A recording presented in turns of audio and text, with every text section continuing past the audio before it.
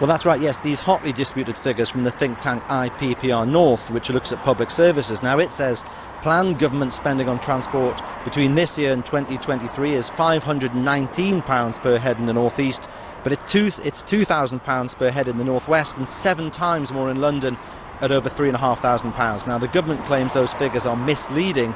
It says it doesn't recognise them and argues that it's spending more on transport per person in the north than anywhere else, £13 billion by 2020, including £340 million on new metro trains.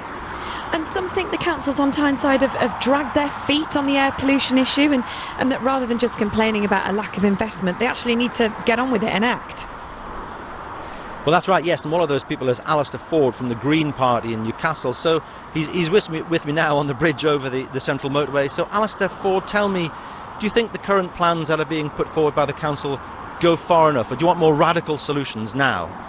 Well, the council has really until 2021 to do something, so they need to really move fast. And yes, we need more investment in public transport and alternatives, but that's a long-term strategy. The clean air zones in Newcastle were declared over 10 years ago, and that's when investment in public transport and cycling, etc., should really have been ramped up. So now we'd call on the council to look at quick wins and options that can have effect before the legal deadline, so that we don't stand fines as a city, and also so people's health is protected here in Newcastle. There is a real concern though. The council says that traders could be hit in Newcastle city centre if you charge people, and also the least well-off drivers who drive the oldest cars in many cases would be the people to suffer most if charging zones are brought in some areas.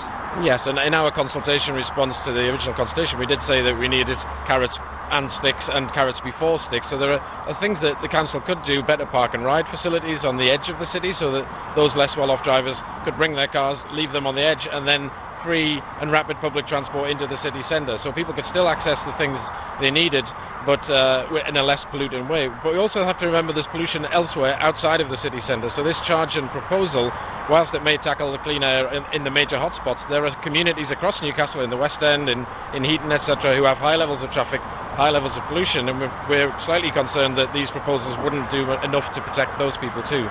And we have these very hotly disputed figures out today showing that spending on public transport is projected to be 7 times greater in London over the next decade or so than it will be in the North East. Do we need to just bite the bullet and spend much more money on public transport, in your view, in order to persuade people to leave their cars behind, the kind of cars we're seeing below us on the central motorway here?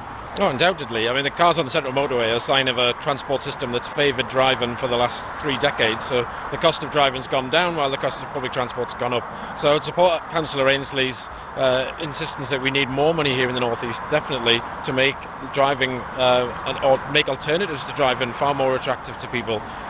Where that investment will come from is a big question. There's things like the Transforming Cities Fund that's gone in already to government.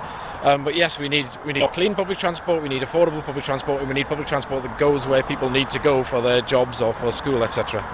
Alistair Ford from the Green Party in Newcastle, thank you very much. Anna, it's back to you from a very noisy bridge above the central motorway. Yes, Fergus, thank you very much. It's coming up on 16 minutes past 8. Please join in with this.